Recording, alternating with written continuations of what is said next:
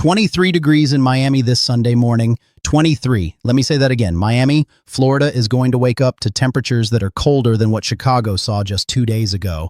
How is your city handling this relentless Arctic blast that just refuses to let go?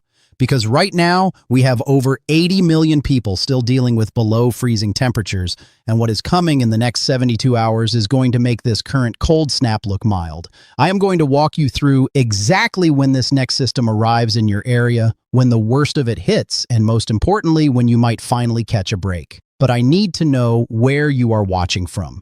Drop your city in the comments right now because tomorrow I am going through those comments and giving personalized forecasts for your specific location.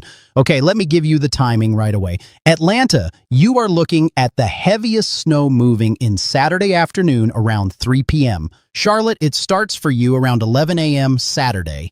Richmond, early Sunday morning around 2 a.m. is when things get serious. Philadelphia, Sunday at 6 a.m. Boston, you are in the crosshairs Sunday afternoon around 1 p.m.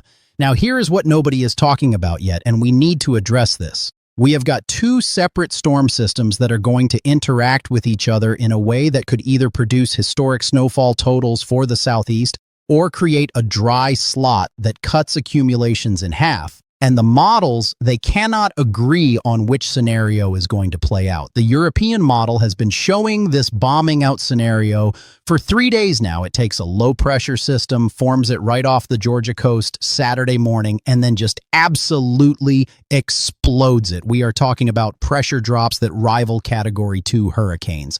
But the GFS, the American model, it has been waffling back and forth. Yesterday, it showed the dry slot scenario. This morning, S-run, it came back closer to the Euro. Tonight, S data is going to be critical, and I will have that breakdown for you tomorrow. Let me paint the picture of what we are dealing with here. Right now, as I am recording this on Thursday afternoon, we have got a weak disturbance moving through the Ohio Valley. That is going to drop some light snow, maybe 1 to 3 inches from Pittsburgh down through Charleston, West Virginia. Nothing major there. But that system is the setup. It is cooling down the column, it is getting the ground temperatures down, and it is preparing the stage for what comes next.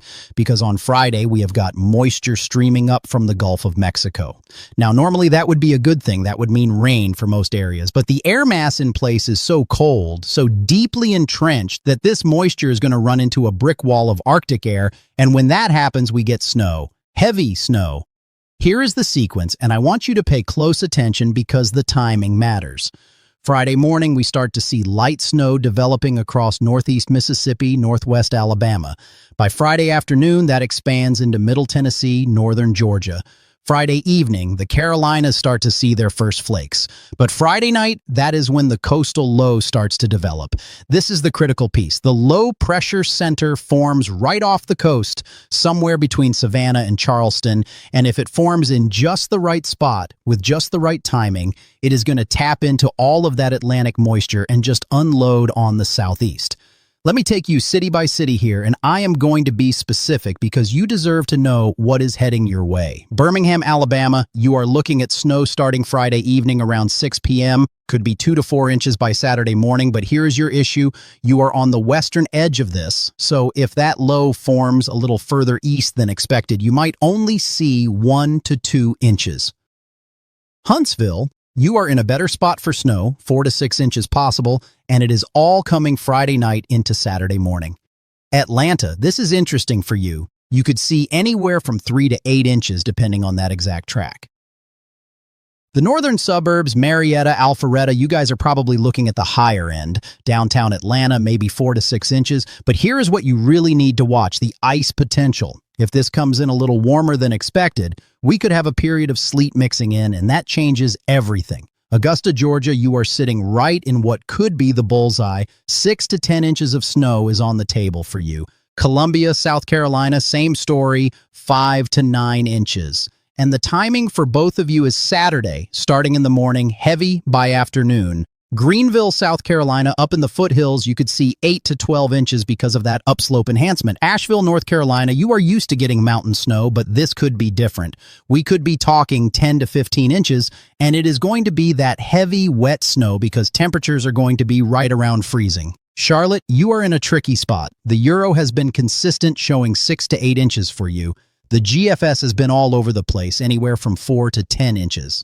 I would prepare for 6 to 8, but would not be shocked if it ends up higher. Now, let me talk about the triad for a second. Greensboro, Winston Salem, High Point. You guys have been in a snow drought for years. This could change that. 5 to 8 inches looking likely starting Saturday morning around 10 a.m., heavy through the afternoon. Raleigh, Durham, Chapel Hill. Okay, here is where it gets complicated. You are right in the zone where that potential dry slot could set up. If these two low-pressure systems, the one forming offshore and the one back to your west, if they work together just right, they could actually create a gap in the precipitation, like a donut hole. The heaviest snow would be to your east toward the coast and to your west toward the mountains, but right in the middle where you are, we could see a lull. The models are showing 8 to 11 inches right now, but I would not be surprised if that ends up being more like 4 to 7 inches.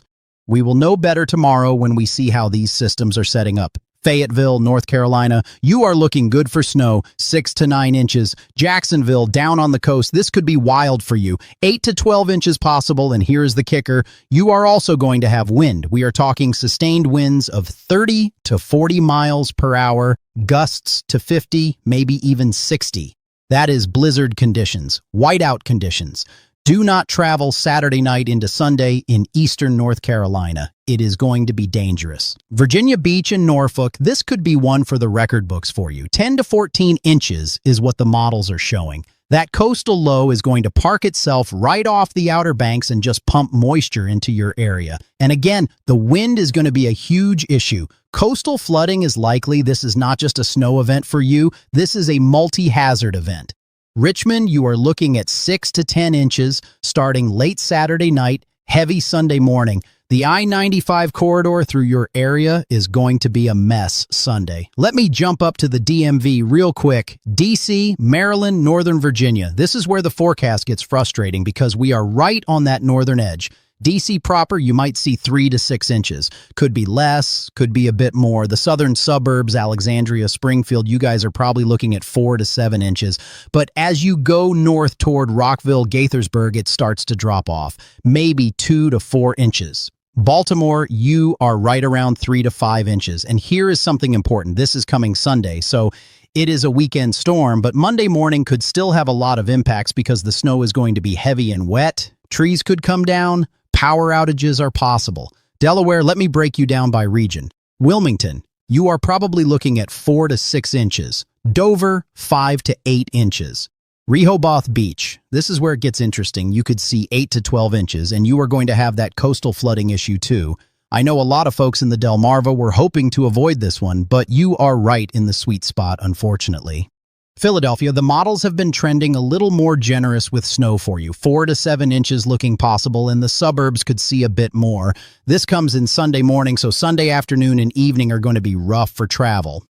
South Jersey, Atlantic City, you are looking at potentially 6 to 10 inches. This could be one of the bigger storms you have seen in a few years. North Jersey, you are on that cutoff line. Newark, Jersey City, maybe 3 to 5 inches. But as you go north and west, it starts to drop off quickly.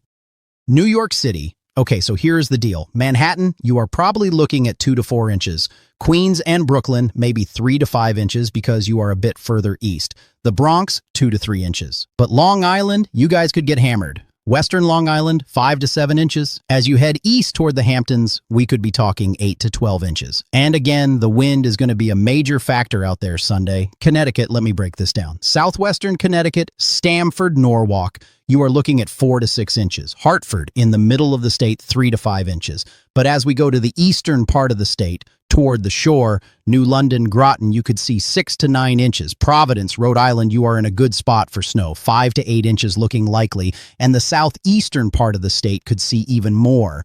But let me tell you about Cape Cod, because this is where things get absolutely wild. The Cape is going to get destroyed by this storm. We are talking 12 to 18 inches of snow, possibly more in some localized areas. But it is not just the snow. The wind is going to be ferocious. Hurricane-force wind gusts are possible, 70, 80 miles per hour. This is going to be a legitimate blizzard. Whiteout conditions, thunder snow is possible, coastal flooding, beach erosion, the whole 9 yards. If you are on the Cape, prepare now. Get your supplies today or tomorrow. Do not wait until Saturday. Boston, you are right on the northern edge of the heavy snow. The city proper, you might see 5 to 8 inches. The southern suburbs, Quincy, Braintree, you could see more, maybe 7 to 10 inches. North Shore, you are probably looking at 3 to 6 inches. And west toward Worcester, it drops off to maybe 2 to 4 inches. This is a sharp gradient, so just a few miles can make a big difference in your snow total. Let me head up to Maine real quick. Portland, you are looking at 3 to 6 inches Sunday into Monday. As you go up the coast toward Bar Harbor down East Maine, we could see 4 to 8 inches. And then this storm is going to keep going and absolutely pummel Nova Scotia. Halifax, you are going to get buried. 15 to 20 inches, maybe more. Blizzard conditions, hurricane-force winds. This is going to be a historic storm for you guys. Stay safe up there. Okay, I need to go back south for a minute because there is something happening that we have not seen in a long time. Florida is going to see snow, not just flurries, actual accumulating snow in some areas. Let me explain what is happening here. After this coastal low pulls away Sunday, we are going to have this incredibly cold air mass settling in across the entire eastern half of the country. But Florida is going to have this northwest wind coming off the Gulf of Mexico. The Gulf water is still in the 60s, the air is going to be in the 20s and 30s, and that temperature difference is going to create instability. That instability is going to cause snow showers. We call it Gulf effect snow, just like lake effect snow, but over the Gulf. Tallahassee, you are going to see snow showers Sunday into Monday. Could you see accumulation? It is possible. Maybe a dusting to an inch in some spots. Gainesville, snow showers likely. Jacksonville, you guys already have the main storm Saturday night, but then you could see additional snow showers Sunday and Monday. Daytona Beach, Orlando, even Tampa, you could all see snow flurries. Tampa, there is an outside chance, and I mean outside chance, that you could see a brief period where some of those flurries start to stick. We are talking about maybe a coating, a dusting. I am not forecasting measurable snow for Tampa, but I am saying it is not impossible. And here is the craziest part. Some of the long-range models are even showing the possibility of snow showers reaching the northern Bahamas. Freeport, Nassau, you could see snowflakes. That has not happened since 1977. Almost 50 years. It is unlikely, but it is not off the table. Now let me talk about the cold, because the snow is one thing, but the cold is the real danger here.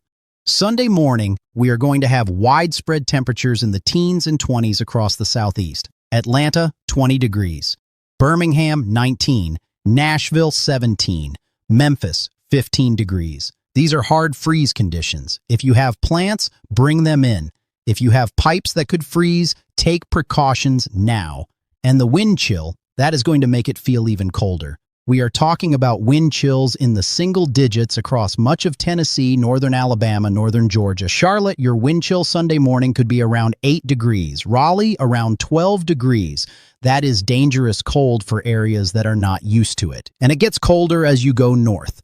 Columbus, Ohio, you are looking at a low of 5 degrees Sunday morning. Wind chill of -10. Indianapolis, 2 degrees, wind chill of -15. Chicago, you guys are going to be around 0, wind chill of -20. Detroit, -2 degrees, wind chill of -25. Cleveland, 1 degree, wind chill of -18.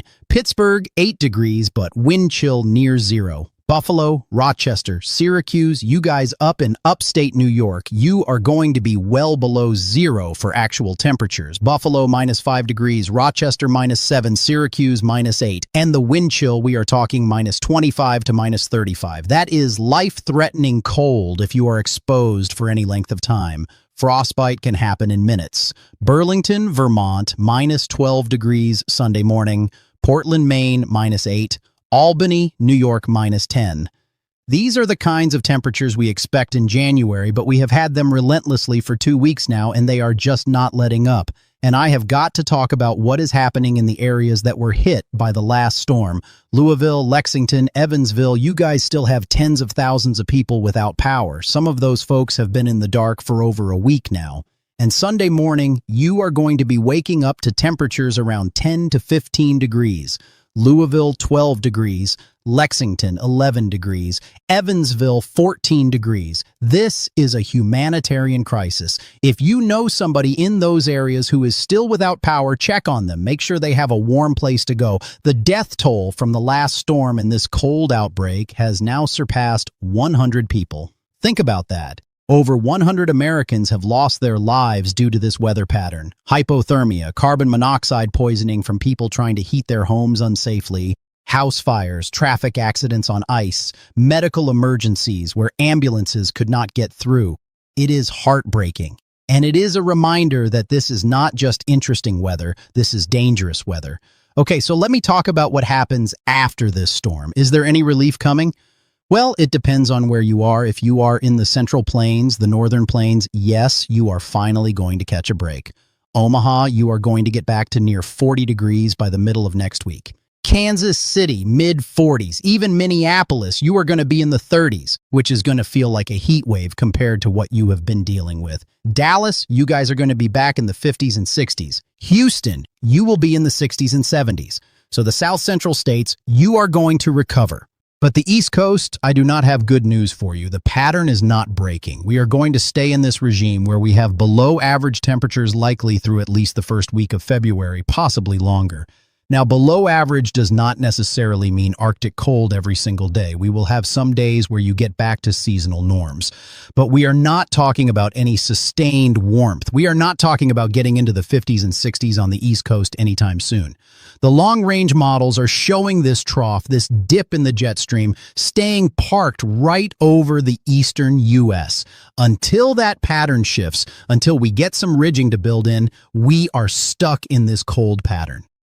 Now, one thing I want to mention here, and this is important, is that we are running out of salt in some areas.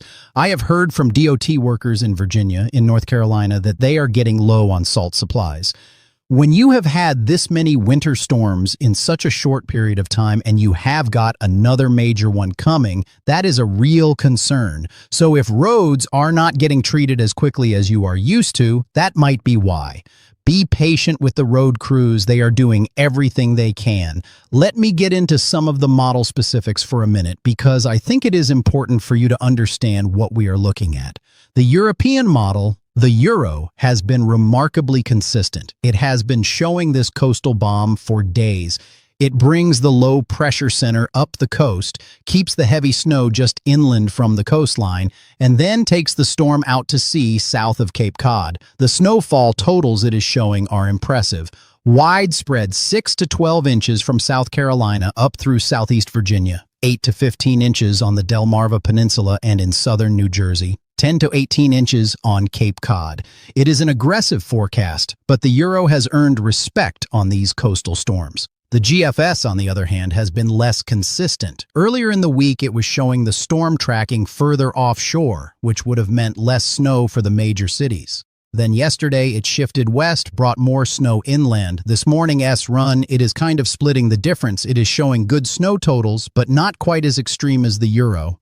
And it is showing that potential dry slot I mentioned earlier, where the interaction between the coastal low and the secondary low to the west could create a gap in the precipitation. The Canadian model is actually closer to the Euro. It is showing a significant coastal storm with heavy snow. Here is what I am watching in tonight's model runs. I am watching the exact position where that coastal low forms. If it forms off Savannah, we get one scenario. If it forms off Charleston, slightly different. If it forms off Cape Fear, that is another scenario. Just 50 miles makes a huge difference in who gets what. I am also watching how quickly it intensifies. If this thing really bombs out, if we see that pressure drop of 24 millibars in 24 hours, that is when we get the strongest winds, the heaviest precipitation rates, the worst conditions, and I am watching the timing. Right now, it looks like the worst of it for most areas is Saturday night into Sunday. But if it speeds up, that could shift earlier. If it slows down, it could linger into Sunday night and Monday. All of this to say, I will have a much better handle on this tomorrow when I see tonight's data. So make sure you are subscribed. Make sure you have notifications turned on because tomorrow's video is going to have the updated information.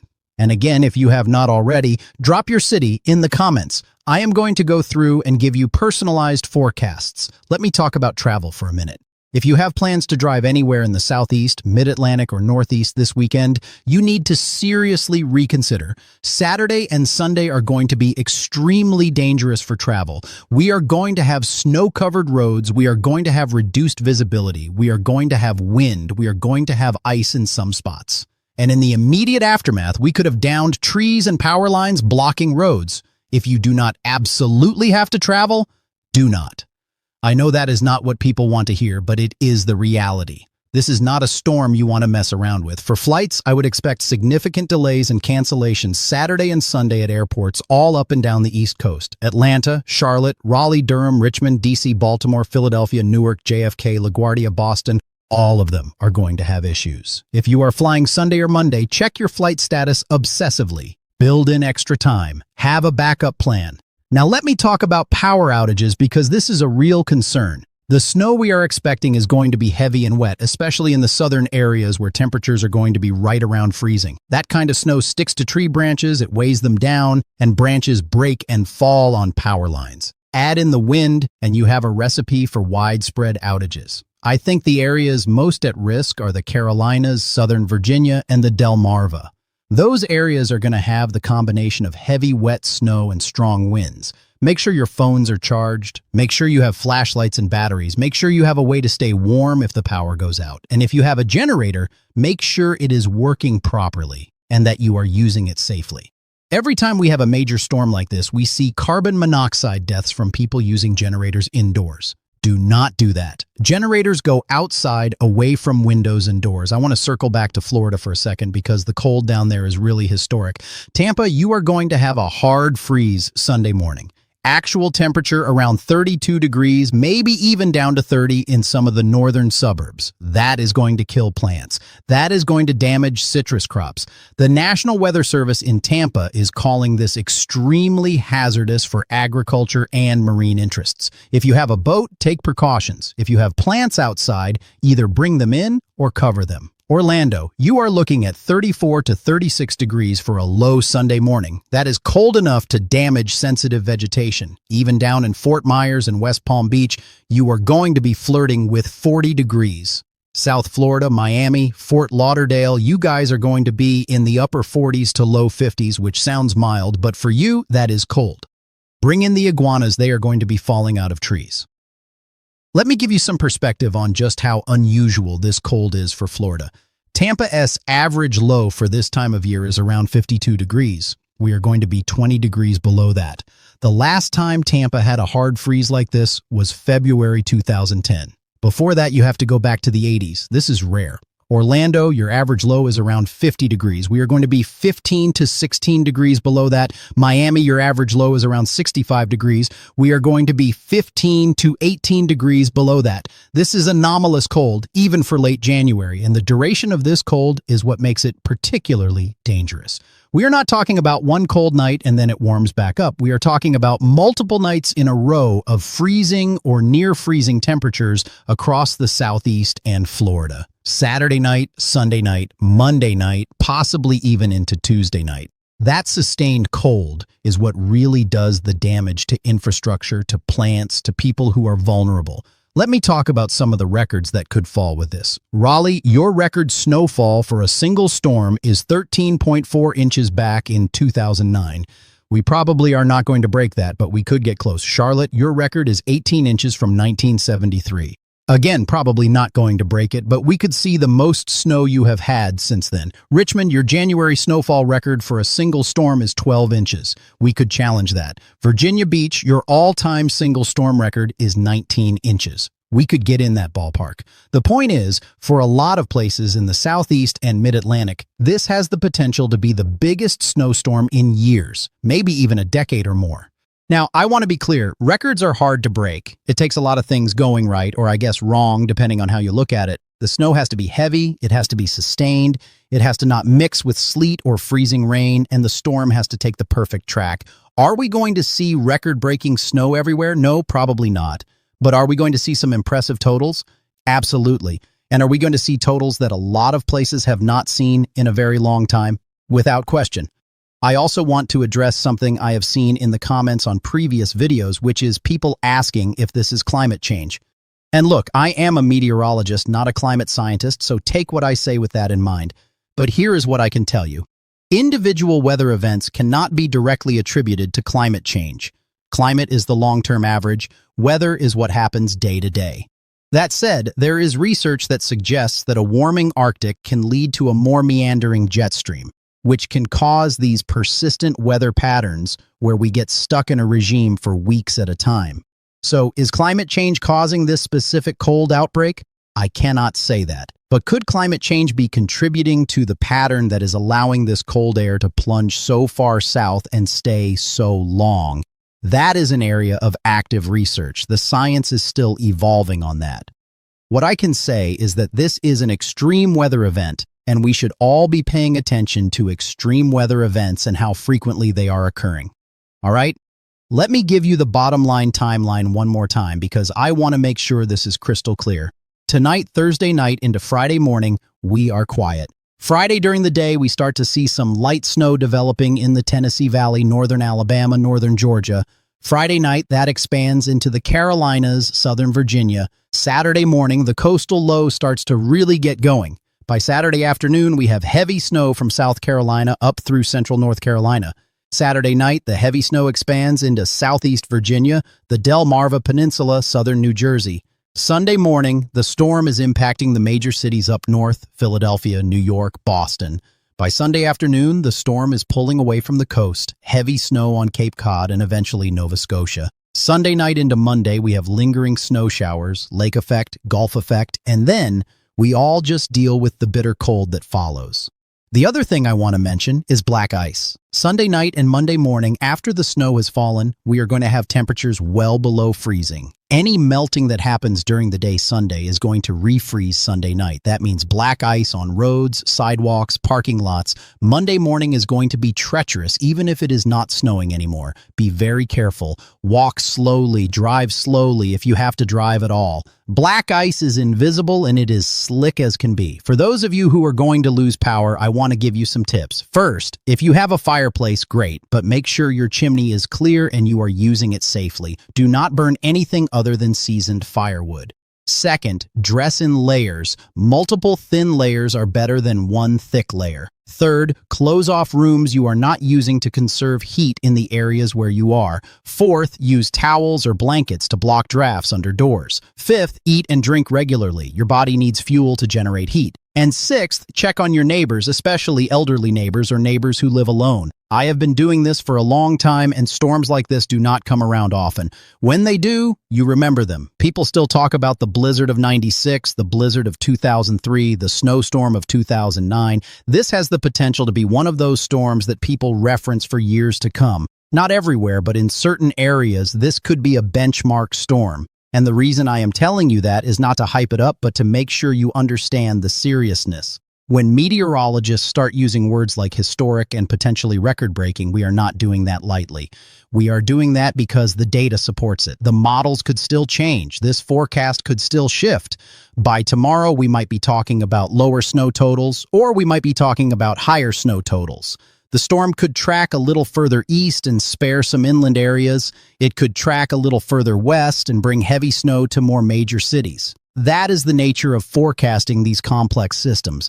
But based on what we know right now, based on the model consensus, based on the pattern we are in, this is a significant winter storm that is going to impact a large area. I wish I had better news. I wish I could tell you that this cold pattern is going to break next week and we are all going to warm up. But I have to be honest with you, and the honesty is that it does not look like that is happening anytime soon for the East Coast. We might get a brief respite, a day or two where we get closer to normal, but then another surge of cold air looks to drop down. The pattern is stuck, and until it unsticks, we are going to keep dealing with this. So here is what you need to do. Today and tomorrow, prepare. Get your supplies. Make sure you have food that does not require cooking in case you lose power. Make sure you have water. Make sure you have medications. Make sure you have a plan. Saturday, stay off the roads if you are in the impact area. Stay home, stay safe, stay warm. Sunday, same thing. And then Monday, be very careful if you do have to venture out. The cold is going to linger, the snow is going to take time to melt, and the roads are going to be hazardous. I know people are tired of this weather. I know you are ready for spring. Trust me, I am too. But we have to deal with what is in front of us, and what is in front of us is a major winter storm followed by dangerous cold. So let's all just hunker down, let's all take care of each other, and let's all get through this safely. Tomorrow I'm going to have a full update with the latest model data, with refined snow totals, with refined timing. I am going to go through your comments and give personalized forecasts. I might even go live if things start to develop in a way that warrants real-time coverage. So make sure you are subscribed and have notifications on. And drop your city in the comments if you have not already. I want to make sure I am covering your area. Thank you for watching. Thank you for sharing these videos. Thank you for being part of this community where we all try to stay informed and stay safe. Weather is serious, but we do not have to face it alone. We are all in this together. I will see you